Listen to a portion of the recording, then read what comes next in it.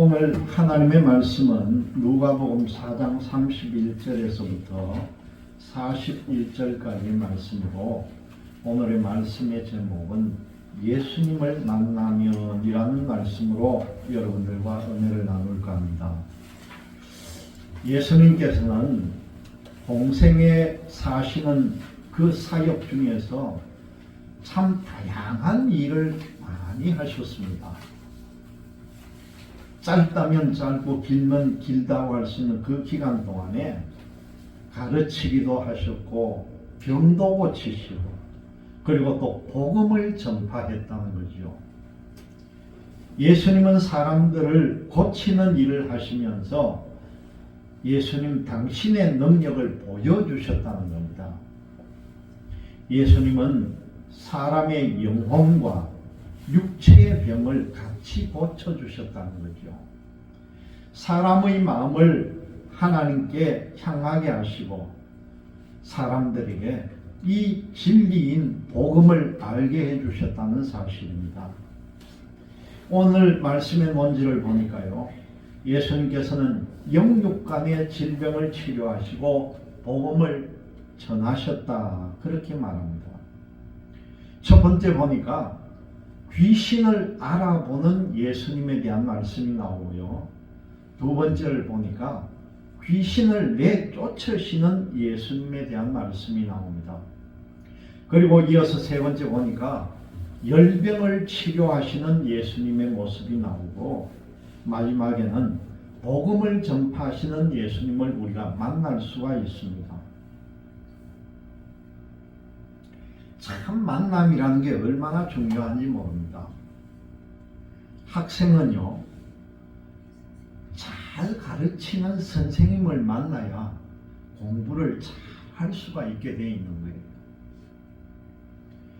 선생님이 학생의 자존감을 높여주고 그 학생에게 희망을 심어주고 그리고 공부하는 방법을 잘 가르쳐주고 또 인격적으로 대해주는 그런 선생님을 만나면은 그 학생의 삶이 완전히 달라질 수가 있다는 겁니다. 거기다가 개인적으로 그런 선생님을 만나가지고 인생의 방향이 정해졌다면은 그 학생은 평생 동안 그 선생님을 고마워할 거라는 거예요. 제가 이 말씀을 준비하면서 가만히 생각해 보니까 이제 국민학교를 졸업하고 중학교 1학년에 입학을 했는데 1학년 우리 담임 선생님이 연세도 참 좀 많았고, 그때 보니까 지금 생각해 보니까 뭐 거의 연세가 많은 분이었어요. 그리고 과목은 수학을 가르치는 선생님인데 이 선생님 별명이, 여러분 수학 배우다 보면 고로 하는 걸 많이 배우잖아요. 점 3개 이렇게 찍으면서 고로. 이 선생님 수학 선생님이라서 고로라고 하는 별명을 가지고 있는데 얼마나 술을 좋아하는지 거의 술 중독에 빠져 있는 거예요. 그러다 보니까 그걸 자기 자신이 못 이기니까 간경화가 오고 1학년 담임을 맡아가지고 얼마 안 됐는데 선생님이 학교에 병가를 내고 1년 동안을 우리는 담임이 없는 채로 공부를 했으니까 얼마나 어린 우리에게는 방향을 잃어버리겠습니까? 세월이 지나가면 생각하니까 제가 중학교 입학할 때 상당히 상위권이었거든요, 공부가.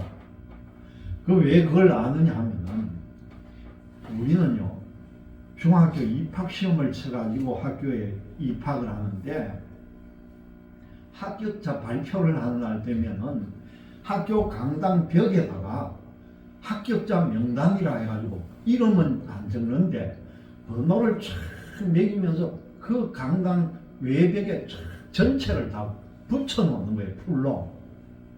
그때 어린 나이지만 그 부모들을 데리고 전부 그 학교 강당에 가가지고, 요즘 그치 정보가 발달한 시대가 아니니까 자기 아이가 그 번호가 있으면은 부모가 같이 날리면서 얼마나 좋아했는지 모릅니다. 그런데 그 자기 번호가 없고 떨어지면은 울면서 교문 밖으로 나가는 애들이 또 얼마나 많았는지 몰라요.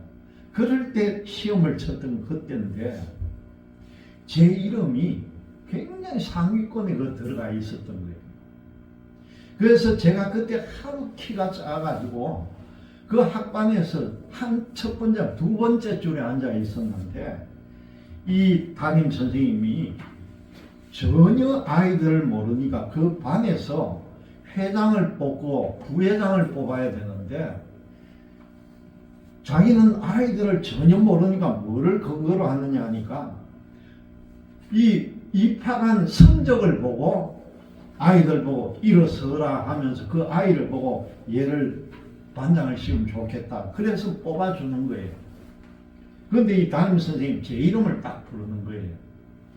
그래서 일어서서 보니까 선생님 담임이 보기에는 애가 너무 작고 반을 이끌 만한 신체가 안 됐던 거예요. 그때 제가. 그래서 성적은 좋았는데 반장을 못 해버렸습니다. 그런데 지금 가만히 생각해 보니까 이 담임 선생님과 관계가 그 담임이 없는 상태가 아니었고 계속적으로 유대가 있었더라면은 제가 공부를 하면서 얼마나 성장을 했을까 그게 느껴지는 거예요. 그만큼 만남이라는 게 중요한데 우리 중학교 1학년 때 벌써 만남이 틀어져 버렸던 거예요. 학교뿐만 아닙니다. 아픈 환자는요 의사를 잘 만나야 한다는 것이요. 그 환자의 아픔에 공감해주고 병을 이길 의지심을 심어주고 그 병면이 뭔지 정확하게 진단을 하고 치료가 가능한 처방을 해주는 의사 선생님을 만나면은 살아가는 동안에 항상 그 의사 선생님을 감사하면서 고마워할 거라는 것이죠. 그뿐 아닙니다. 얼마나 중요합니까? 여러분 결혼하려면 결혼할 대상 그 배우자를 얼마나 잘 만나야 합니까? 말과 뜻이 잘 통하고 서로가 서로를 존중해 주면서 삶의 가치가 서로가 맞아지는 배우자를 만나야 하는 것이요. 이 좋은 사람을 만나는 것은 그 사람의 인생에서 얼마나 큰 축복인지 모릅니다. 그래서 항상 좋은 사람을 만나게 해달라고 기도하는 분들이 있습니다. 배우자에 대한 기도를 이 처녀 총각들은 믿음 생활을 하면서 꼭 해야 되는 이유가 여기에 있는 거죠. 한편요, 내가 다른 사람에게 좋은 사람이 되게 해달라는 그런 기도도 해야 합니다. 예수님이 남에게 대접을 받고자 하거든 남을 대접하라 그렇게 말씀을 합니다. 이 말씀의 정확한 번역은 뭐냐고 하면은요, 남이 나에게 대해주기를 원하는 것처럼 내가 먼저 남에게 대해주라는 거예요. 먼저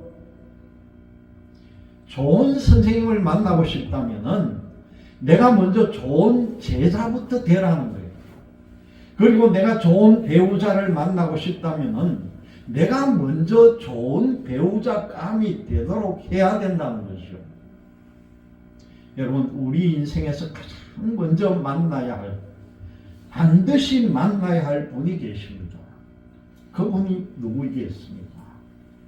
바로 예수 그리스도이신 줄 믿으시기를 바랍니다. 오늘의 말씀 가운데 몇 가지를 우리가 잠깐 분석할 부분이 있는데요. 4장 31절 말씀에 보니까 갈릴리의 가브나움 동네에 가브나움이라는 지명이 나옵니다. 이 가브나움이라고 한 것은 예수님께서 어릴 때 성장을 했던 나사렛이라는 동네에서 북동쪽으로 약 한 100리 정도 떨어진 곳에 위치해 있으면서 갈릴리 바닷가에 있는 마을입니다. 이곳은 왜 중요하냐면 항상 예수님께서 갈릴리 전도를 하실 때에 나타나는 지명이 가브나움이라는 곳이에요. 그리고 32절의 말씀을 보니까 권위가 있어서는 이르라. 그렇게 마지막 반절에 나옵니다. 모여든 청중들은 예수 그리스도의 말씀에서 비길 데가 없는 권위가 있음을 느끼고 크게 놀랐다는 거죠. 여기에 나오는 권위는 정치적인 권세고 귀신을 쫓아낸 그런 이적적인 힘도 아니었다는 겁니다.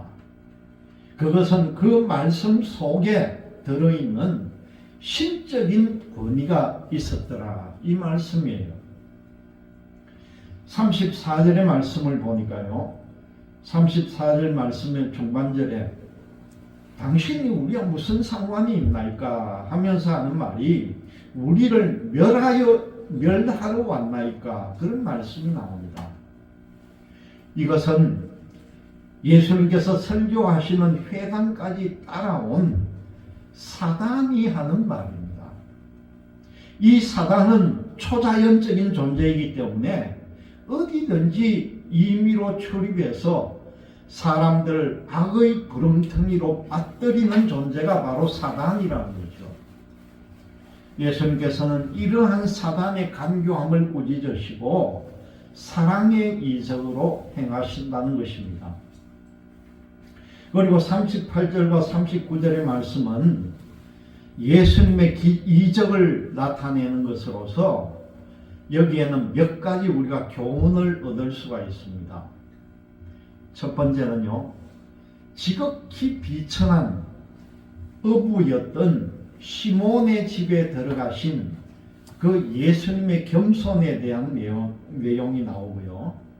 두 번째로 보니까 시몬의 장모를 위해서 죽게 간구했던 사람들의 중보기도에 대한 내용이 나옵니다. 그리고 세 번째로는 그 시몬의 장모가 병고침을 받은 즉시 일어나서 행했던 감사의 봉사에 대한 내용이 나옵니다. 그리고 39절 말씀 가운데 나오는 예수님께서 열병을 꾸짖으셨다 하는 그런 내용이 나옵니다. 예수께서 가까이 서서 열병을 꾸짖으신데 병이 떠나고 여자가 곧 일어나 그들에게 수종되니라, 그런 말씀이 나오죠. 여기에 보니 열병이라고 하는 열병을 인격화해가지고 꾸짖는 장면이 나옵니다. 병을 꾸짖었다는 거예요. 눈에 보이지도 않는 그 병을 의인화해가지고 우리가 사람에게 대화하는 것처럼 꾸짖었다는 겁니다.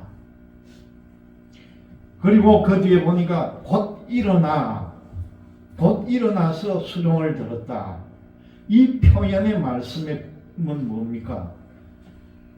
예수님의 권세로 인해서 베드로의 장모가 기적적으로 치유가 되었다는 그 내용을 우리에게 알려주는 것이죠.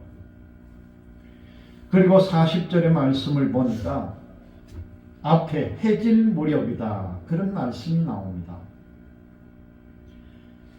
금요일 해질 때부터 토요일에 해 지기 전까지가 안식일이다, 그렇게 말합니다. 금요일날 해가 질 때부터 시작해가지고 토요일 해가 지기까지 그 하루를 안식일로 지킵니다. 이때는요, 어떤 일이든지 해서는 안 되기 때문에 이 사람들은 안식일을 끝나기를 기다렸다가 병자들을 데리고 예수님께로 나옵니다. 그럴 때 그 말씀 가운데 보니까 일일이 그 위에 손을 얹어서 많은 병자를 일괄적으로 대하신 것이 아니라요, 한 사람 한 사람에게 일일이 그 위에 손을 얹고 기도를 해주셨다는 것이요. 한 사람 한 사람 돌보시는 예수님의 깊은 사랑이 여기에서 엿보인다는 겁니다. 그리고 41절의 말씀을 보니까요, 당신은 하나님의 아들입니다, 그렇게 귀신들이 소리칩니다. 여기에 나오는 이 귀신들은 예수님이 메시아이면서 하나님의 아들이라는 것을 알고 있었다는 거죠. 그러나 예수님은요, 이 귀신들이 하는 고백을 반가워하지도 원하지도 않았다는 겁니다. 왜 그랬습니까? 정말 하나님이 원하시는 것은 이 귀신들이 아니라 회개하고 돌아오는 사람들의 신앙 고백을 더 원하고 계시기 때문이죠. 오늘 말씀 전체 본문을 보니까 맨 처음에 귀신도 알아보는 예수님에 대한 내용이 나옵니다. 여러분, 예수님이 우리를 찾아오셨다는 거죠. 우리가 먼저 인격적이 되고 우리가 예수님을 만날 만한 자격이 있어서 예수님이 찾아오셨을까? 전혀 그렇지 않다는 겁니다.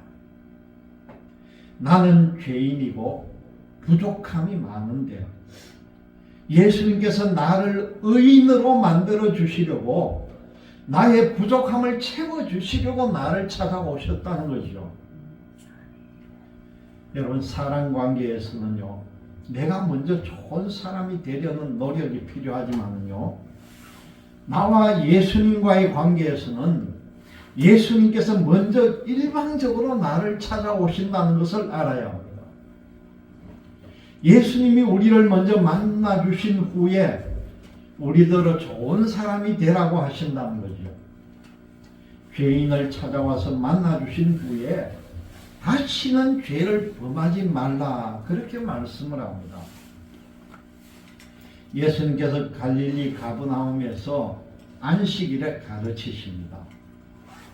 예수님께서 가르치시는 말씀에 사람들이 다 놀랐다고 했습니다. 왜 놀랐습니까? 예수님의 말씀에 권위가 있기 때문이었다는 것이죠. 예수님이 가르치시고 말씀을 들려주시려고 우리에게 먼저 찾아오셨다는 것입니다. 예수님께서 회당에 들어가셨습니다.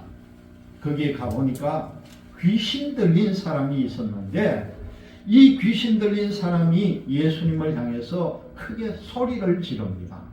뭐라고 지릅니까? 나사렛 예수여, 나는 당신이 누구인지를 아는데 하나님의 거룩한 자입니다. 그렇게 외칩니다.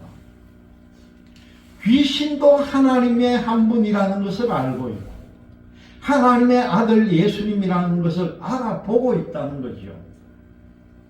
그런데요, 하물며 우리가 예수님을 못 알아본다면 이 얼마나 슬픈 일이겠습니까?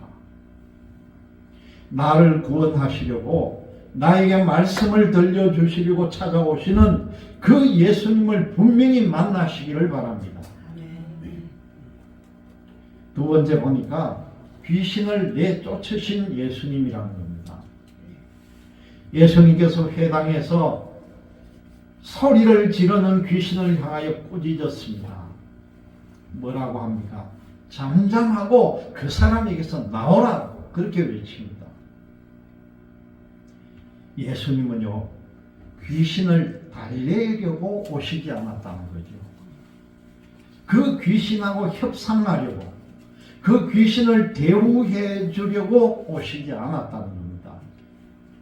예수님이 잘못한 사람을 용서하실 수는 있지만은 사람을 괴롭히는 귀신은 절대 용서하지 않는다는 거죠.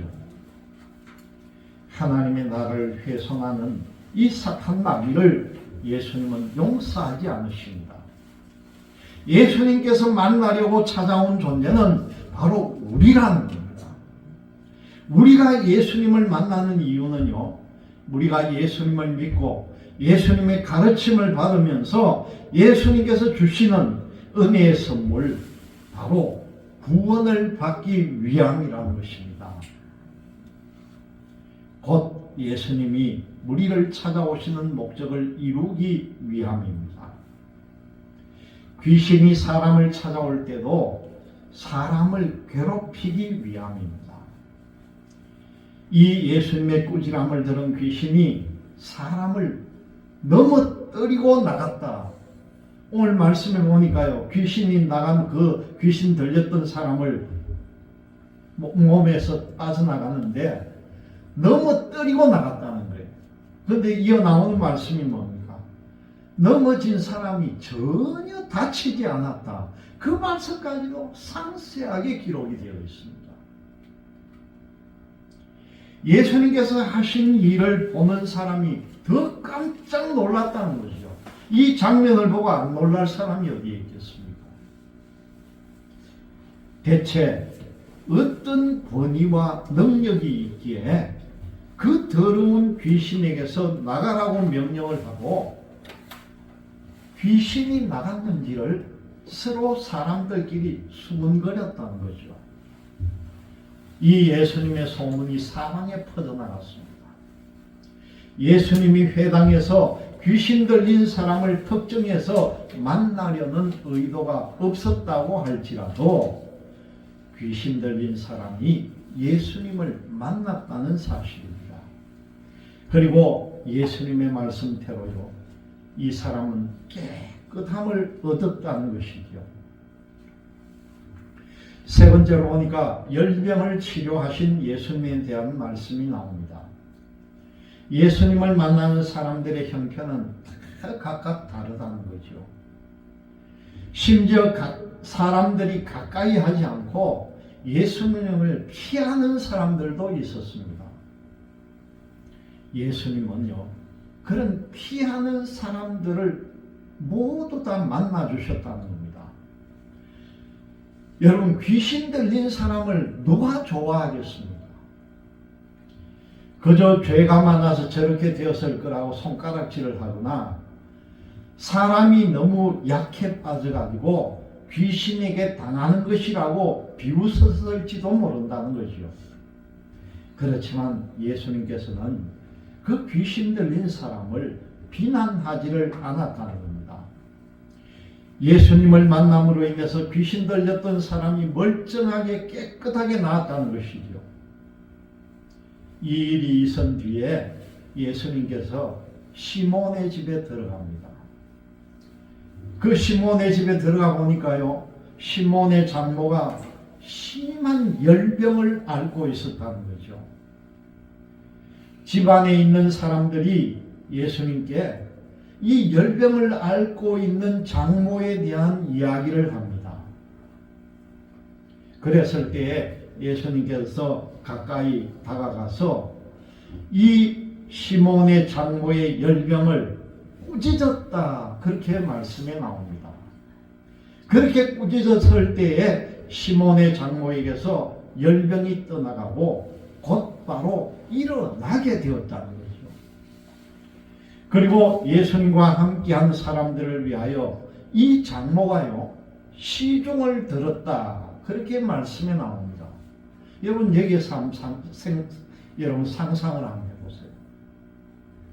열이 펄펄 끓어가지고 다 죽게 된 사람이 예수님께서 열병을 떠나가라 하고 고함을 쳤을 때 열병이 떠났는데, 알아가지고 죽게 되었던 사람이 떠나가라 그 순간에 벌떡 일어나가지고 거기에 있던 예수님을 따라온 제자들이나 예수님의 시중을 들었다는 거예요.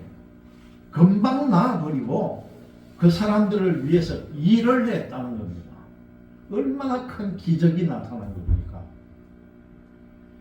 예수님의 소문이 퍼졌는지 해질 무렵이 되어서 사람들이요, 구름대처럼 온갖 병자들을 다 데리고 예수님께로 몰려옵니다. 이 소문을 듣고. 그런데 예수님께서는 일일이 그 사람들에게 손을 얹어주고 고쳐주셨다, 그렇게 말씀합니다. 사람들을 괴롭히던 귀신들이 나가면서 예수님을 향해서 하나님의 아들이라고 이야기합니다. 예수님은 당신이 그리스도인 줄 아시기에 귀신들이 말하는 것을 못하도록 합니다. 병자들이 예수님을 만나서 치료가 다 되었습니다. 여러분, 이 말씀을 통해 우리가 알아야 하는 것은요, 우리가 만나는 그 예수님은 하나님의 아들이라는 것이죠.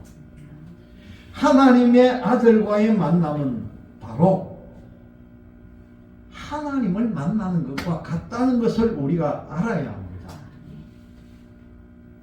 네 번째 보니까 복음을 전파하신 예수님에 대한 말씀이 나옵니다. 예수님은 날이 밝아오자 조용한 곳으로 가셨습니다.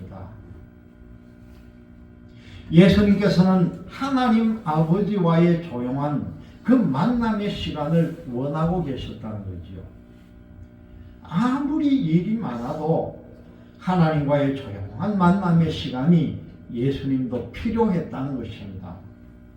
아무리 사람들이 따라와도 하나님과의 조용한 만남의 시간이 우선이 되었다는 거죠.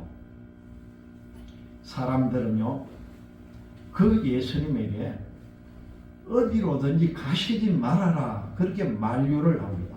그 예수님을 붙들어 놓고 싶었던 거죠. 그러나 예수님께서는 예수님을 원하는 사람들 곁에 계속 머물러 있지 않았다는 것입니다. 예수님이 찾아가야 할 사람들이 있었기 때문이라는 거죠. 예수님과 함께 있기를 원해도요, 예수님은 그 동네에서 다른 동네로 가가지고 뭘 했습니까?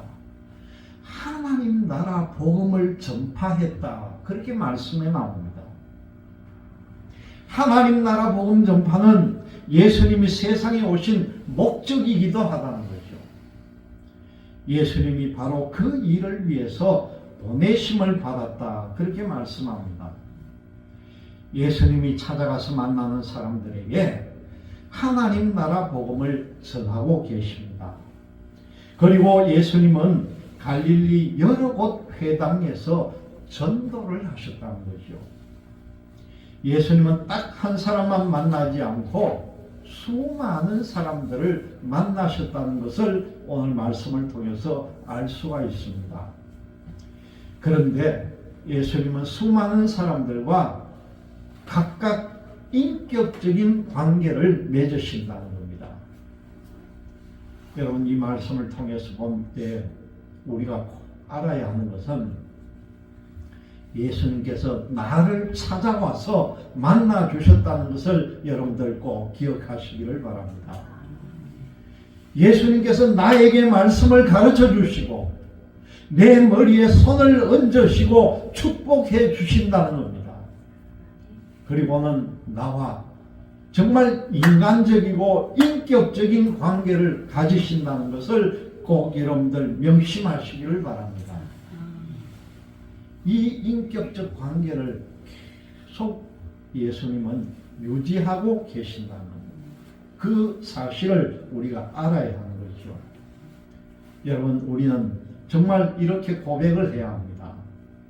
예수님은 나의 구주시다. 예수님은 나를 구원해 주신 구주시다 하는 것을 꼭 알아야 합니다. 여러분, 이렇게 멋진 예수님을 반드시 만나야 하지 않겠습니까? 예수님과의 만남이 가장 큰 축복임을 믿고 살아가는 여러분들이 되시기를 주님의 이름으로 기원드립니다. 기도드리겠습니다.